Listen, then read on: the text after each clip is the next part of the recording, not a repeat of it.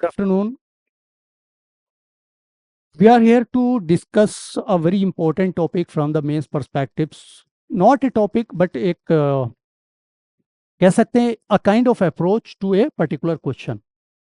कोई भी particular question है उसकी अप्रोच क्या रहनी चाहिए, किन किन एलिमेंट्स का हमें ध्यान रखना है. I mean what are those elements और key factors which we should take into account while writing a answer. So सबसे पहले जो किसी भी एक पर्टिकुलर क्वेश्चन को होता है, देखिए सबसे पहले तो ये देखिए कि टाइम बहुत ही कंस्ट्रेंट टाइम का बहुत ही इंपॉर्टेंस है. आपको जो भी लिमिटेड टाइम है उसी के अंदर उस क्वेश्चन को एड्रेस करना है. अब उस क्वेश्चन को एड्रेस करना है तो हमें किन किन बातों का ध्यान रखना है, मीन्स कौन कौन से एलिमेंट्स हैं एक एक क्वेश्चन एक आंसर को जो अच्छा आंसर बनाते हैं. देखिए कोई भी there is no nothing like a best answer. It is always और I will say it is a comparative approach. Comparative approach in the sense that if you are writing a better answer other than other candidate, then you will be awarded more marks. So it is always a comparative. So uh, uh, if a student is writing introduction, if a student is not writing introduction, then definitely this is the comparative. If you are writing introduction, then obviously you will be given more marks. If two students are writing introduction but one is writing something better than you, then that student will be given more marks. तो it is a comparative.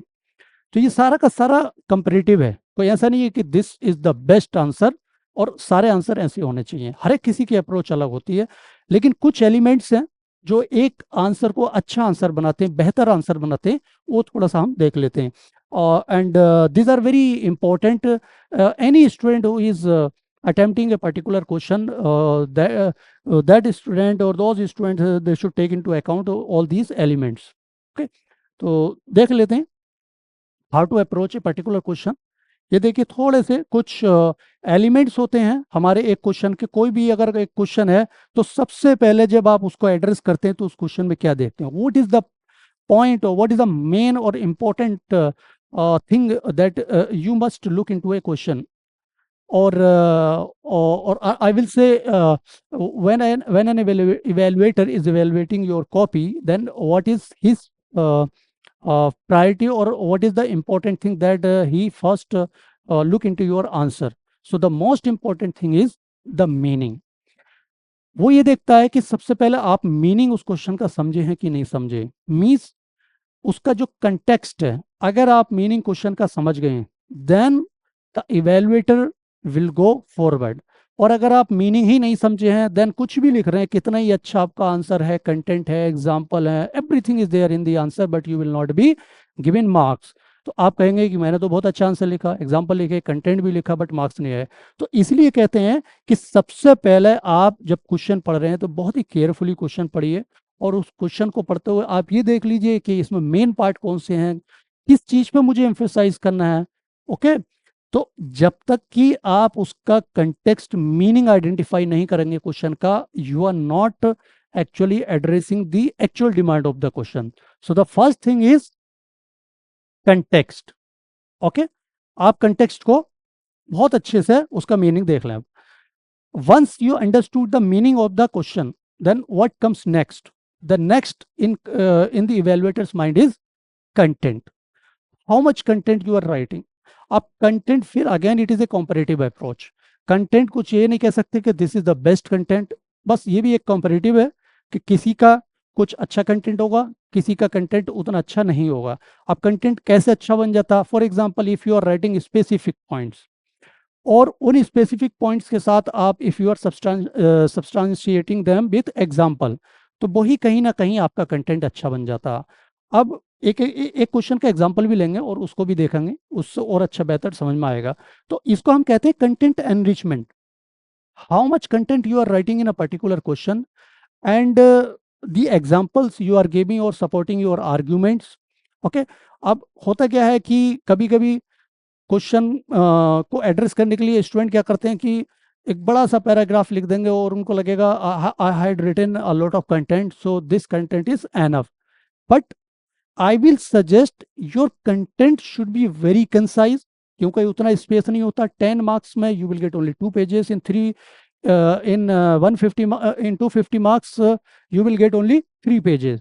So content should be very concise, it should be to the point, and if if the question demand, then support it with example. So that is called good content. The next is flow of structure and presentation. What is this aspect is all about? Structure and presentation. For example, you understood the meaning of the question. You had written a good content with example. Then comes the structure. Whether you are properly structuring your answer. See, there these are two aspects. One is the structure, and other is the presentation. And there is a very little difference between this structure presentation. Structure का meaning ये है, अगर broad में हम बात करें तो आप तीन मेन पार्ट होते हैं क्वेश्चन के. The first one is intro, second one is body, and third one is conclusion. Everyone knows these three parts. So whether you are following this, again this is comparative. मैं शुरू से बोल रहा हूँ ये सब comparative है. If you are following this pattern or this approach, then it is better answer. ठीक है, रीड करने में भी अच्छा लगता है और एक फ्लो बना होता है. क्या एक फ्लो में चल रहा है, इंट्रोडक्शन हुआ, अब जो है मेन पार्ट स्टार्ट हो गया. बॉडी मींस जो मेन पार्ट होता है आपका क्वेश्चन का main part. Okay, then comes the presentation. Presentation क्या है? प्रेजेंटेशन में whether you are using heading, sub heading, in points, whether you are writing in paragraph or whether you are writing in point form, that comes in your presentation. In presentation, you can also give some flow chart, diagram. So this is all about presentation. Presentation मतलब किस तरीके से आप present कर रहे हो. कुछ लोग क्या होते हैं पैराग्राफ में लिखते हैं. तो पैराग्राफ में जब लिखते हैं तो I will suggest right short paragraph, not a very lengthy paragraph. Short paragraph होने चाहिए और थोड़ा थोड़ा स्पेस होना चाहिए पैराग्राफ में. And in points form, if you are writing in points form, then points should not be very lengthy. 2 sentence means 2 lines से ज़्यादा का नहीं होना चाहिए. और if you are giving example then it should not exceed beyond 3 lines, right. तो you can write it in point. और जब भी आप पॉइंट्स आर्ग्यूमेंट सपोज लिख रहे हैं, suppose you are writing argument 1 2 3 4, तो इन आर्ग्यूमेंट्स में आप सब हेडिंग अगर यूज करें then that will be better, because examiner और the evaluator will look into only sub heading, he will not go into your content further. Sub heading से ही पढ़कर वो समझ जाएगा कि कंटेंट आगे क्या लिखा होगा. Because we are also evaluating a lot of copies, and we can also understand that what will be the content inside this subheading, right. तो दिस इज प्रेजेंटेशन. बहुत ज़्यादा डिटेल में नहीं जा रहे हैं, थोड़ा सा एक ओवरव्यू मैं आपको बता रहा हूँ. जब हम हमारा ये एक रेगुलर डिस्कशन जब स्टार्ट होगा, so whether it is PYQ, whether it is there are some other programs which has been launched by the government like the 60 days plan, तो वहाँ पर हम बहुत ही ज़्यादा डिटेल में इसको with the help of a particular question हम आप इसको डिटेल में बताएंगे. The next is introduction conclusion. What is this introduction conclusion? Suppose you are starting a particular question, तो आप ऐसे स्टार्ट करिए, कम से कम उस क्वेश्चन को 3-4 लाइन में पहले एड्रेस करिए. उसका कोई की पॉइंट्स है, कोई की पार्ट है, उसको एड्रेस करिए. आप बताइए कि क्या आप बताने जा रहे हैं इस क्वेश्चन के अंदर. दैट इज कॉल्ड इंट्रोडक्शन, ठीक है. और जब आप उस क्वेश्चन को जब फिनिश करने जा रहे हैं, then at the end write 4-5 lines in conclusion. In conclusion बहुत सारे तरीके के कंक्लूजन होते हैं, बहुत सारे तरीके के इंट्रोडक्शन होते हैं, ठीक है. All these we will discuss when we will be discussing some questions in our test. Okay, तो इंट्रोडक्शन में कुछ भी बहुत कुछ हो सकता है. आप इसका जब कोई पर्टिकुलर क्वेश्चन होता है उसमें उसका मीनिंग बता सकते हैं, वो एक अच्छा इंट्रोडक्शन माना जाता है. कोई कीवर्ड है उसका मीनिंग बता सकते हैं, वो बहुत अच्छा इंट्रोडक्शन माना जा सकता है.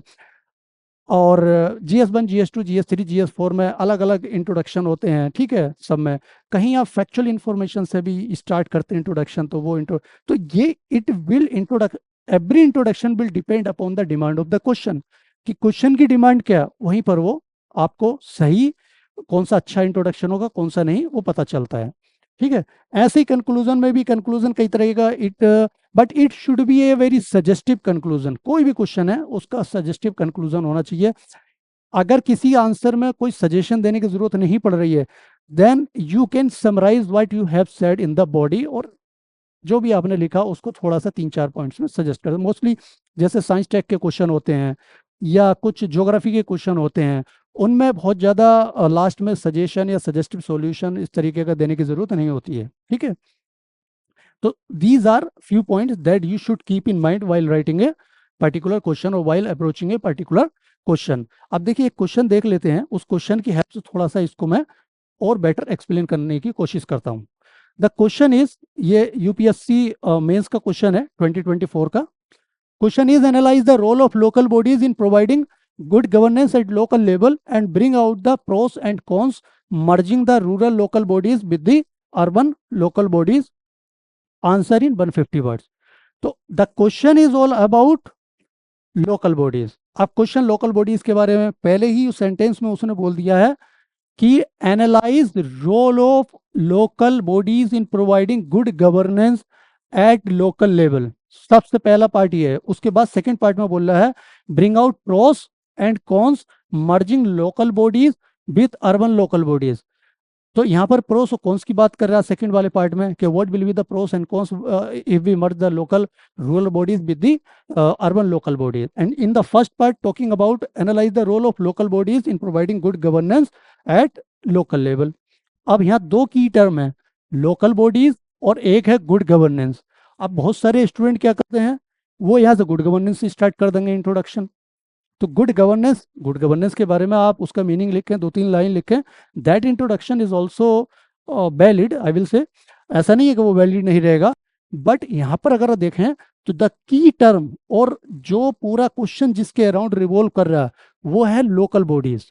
तो आपको ये पहचानना होगा क्वेश्चन के अंदर वो की टर्म क्या है जिसके अराउंड पूरा क्वेश्चन रिवॉल्व कर रहा है, दिस इज लोकल बॉडीज। तो अब better introduction here will be to write something about the local bodies. You can write something about local bodies like these are constitutional bodies, ठीक है, constituted under the 73rd and 74th constitutional amendment, okay, and they empower people, provide participatory governance, like something इस तरीके से आप लिख सकते हैं। तो वो एक अच्छा बेटर इंट्रोडक्शन माना जाएगा, ठीक है। अगर आप कीवर्ड यहाँ गुड गवर्नेंस पकड़ लेते हैं वो भी वैलिड इंट्रोडक्शन होगा, बट कंपेरेटिवली जिसने लोकल बॉडीज के बारे में लिखा होगा उसको उसके आंसर को ज़्यादा अप्रिशिएट किया जाएगा। तो मीनिंग कहने का ये है यहाँ पर, ठीक है। तो आप समझ गए होंगे इंट्रोडक्शन किस तरीके से मैं बताना चाह रहा हूँ। अब देखिए, अब इसमें जैसे ही आप स्टार्ट करेंगे तो इंट्रो छोटा सा मैं बता देता हूँ यहाँ पर। इंट्रोडक्शन में आपने लोकल बॉडीज के बारे में बता दिया।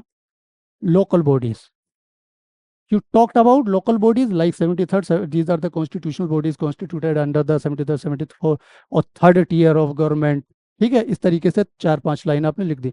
Then comes the body. तो पहले तो आप मीनिंग समझे, इसका मीनिंग क्या है कि भाई हमें रोल को एनालाइज करना लोकल बॉडीज का कि किस तरीके से गुड गवर्नेंस लोकल लेवल पे वो प्रोवाइड करते हैं, ठीक।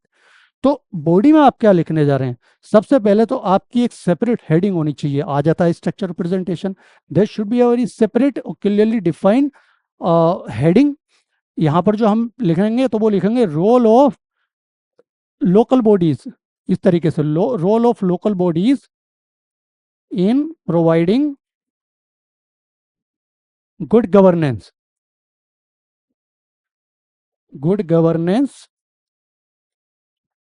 Eight local level. तो ये आपकी हेडिंग, मेन हेडिंग होनी चाहिए बॉडी में फर्स्ट पार्ट को एड्रेस करने के लिए। सेकंड पार्ट को एड्रेस जब करें तो यहाँ पर प्रोस को सेपरेट करें, कॉन्स को अलग करें, कि जब मर्ज करेंगे हम रूरल लोकल बॉडीज को अर्बन लोकल बॉडीज से तो उसके प्रोस क्या होंगे, सेपरेट हेडिंग, कॉन्स क्या होंगे, सेपरेट हेडिंग।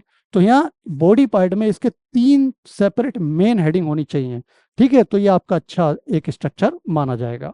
प्रेजेंटेशन आप छोटे पैराग्राफ में लिख सकते हैं या इसको पॉइंट्स फॉर्म में लिख सकते हैं, इट डिपेंड्स अपॉन यू, ठीक है। ये आपकी चॉइस है, बट आई विल सजेस्ट कि पैराग्राफ छोटा होना चाहिए, कंसाइज होना चाहिए। ऐसा ना हो कि एक बात को आप 4-5 लाइन में बोल रहे हैं, बेटर ऐसा होना चाहिए कि जो 4-5 चीजें हैं वो आप 3-4 लाइन में बोल रहे हैं। Means it should be more informative rather than generic. तो ये हो गया। अब उसके बाद एक हेडिंग, 2 हेडिंग जैसे कि मैंने बता दिया, अब इसमें अब देखिए कंटेंट क्या आएगा, I am not talking about content कि इसमें कंटेंट हमें क्या लिखना, I am just focusing on कि how to approach a particular question. ठीक है। अब कंटेंट इसमें जो है बहुत सारे अलग अलग डिफरेंट होगा, हर स्टूडेंट जो है को अपना कंटेंट अलग लिखेगा। ठीक है।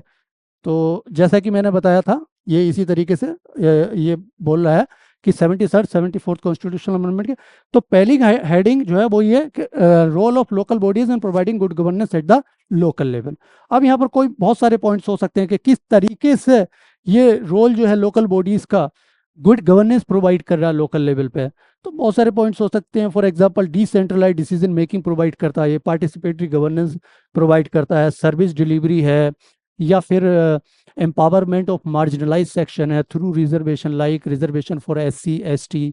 तो इस तरीके के इसमें पॉइंट्स आ सकते हैं। और देखिए मैंने बताया है कि इस तरीके से जैसे डिसेंट्रलाइज डिसीजन मेकिंग आपका ये एक सब हेडिंग हो गया, और उस सब हेडिंग के अंडर में आप एक दो लाइन में यहाँ पर लिख दें, तो ये एक बहुत अच्छा आंसर माना जाता है, और इसको रीड करने में भी बहुत आई मीन ईजी होता है, और इसका प्रेजेंटेशन भी अच्छा होता है।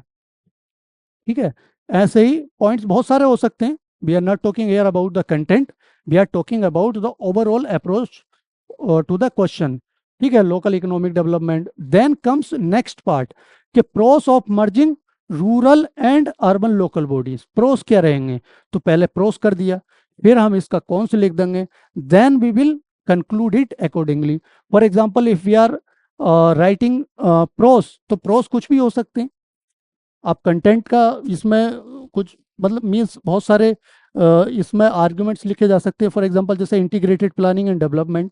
अब क्या होता है, प्लानिंग और डेवलपमेंट डिफरेंट डिफरेंट है, रूरल लोकल बॉडीज का अलग है, अर्बन लोकल बॉडीज का अलग है।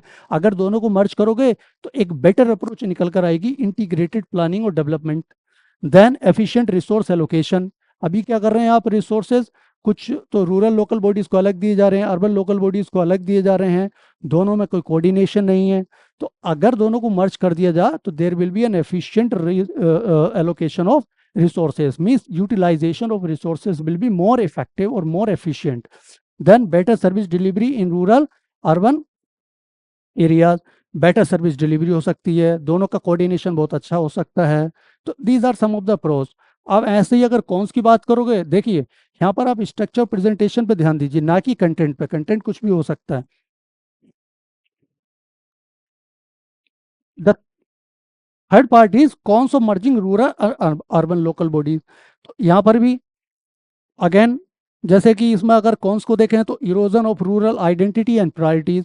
इसमें क्या होगा, इसमें होगा कि जो रूरल की अपनी एक आइडेंटिटीज है वो कहीं ना कहीं क्या होगी, इरोड हो जाएगी, मीन्स अपनी आइडेंटिटी वो नहीं रख पाएगा। Administrative complexity. अब एडमिनिस्ट्रेटिव कम्प्लेक्सिटी आएगी आएगी इसमें, क्योंकि रूरल एरियाज का एडमिनिस्ट्रेशन अलग है, अर्बन एरियाज का एडमिनिस्ट्रेशन अलग है। एक ही एडमिनिस्ट्रेशन अगर दोनों पे आप थोप दोगे then it will create challenges. Then inequality in representation. Urban areas जो है उसकी वो क्या करता, might dominate in representation resource allocation, तो रूरल एरियाज को मार्जिनलाइज कर देगा वो।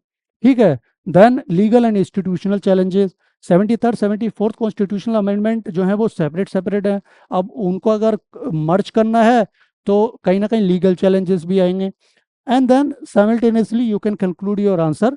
अब कंक्लूजन में यहाँ पर क्या होना चाहिए, कंक्लूजन में कोई सजेस्टिव चीज होनी चाहिए कि फिर कैसे मर्ज करें या क्या करना चाहिए। ठीक है। इस तरीके का आप एक सजेशन देते हुए इसको कंक्लूड करें, then it will be a good conclusion. तो उसने वही बात बोली है, आप जरा यहाँ पर देखिए। देखिए any move toward merger must be context specific, carefully planned, and rooted in democratic consultation to balance inclusivity with efficiency। कई सारी बातें बोल दी उसने, ये काफी भारी भारी वर्ड्स हैं। ठीक है। तो इस तरीके से आपको एक सजेस्टिव यहाँ पर कंक्लूजन देना होगा।